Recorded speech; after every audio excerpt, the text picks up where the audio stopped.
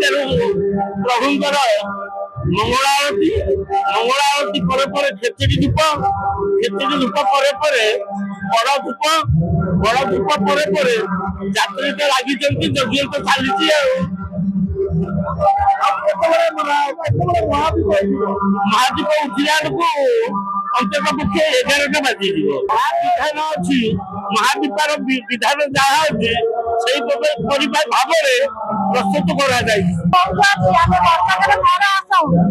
ଜାଗର ଦିନ ଆସଉ, ଯାହା ବି ମାନସିକ କରେ ତାହା ବି ଆମେ ସଫଳ ହୁଏ। ଆଉ ବାବାଙ୍କର ମହିମା ବହୁତ, ତାଙ୍କ କଥା କହିଲେ ବି ନ ସରିବ। ଏମିତି ମହିମା ଯାହାକୁ ଯେତେବେଳେ ବି ଯୋଉଟା ମାଗିଛି ସେତେବେଳେ ବି ଦେଇଛନ୍ତି।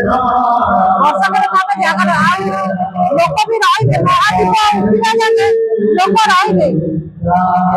ବାବାଙ୍କର ମହିମା ବହୁତ, ଆମର ମନସ୍କାମନା ବହୁତ ପୂର୍ଣ୍ଣ ହଉଛି।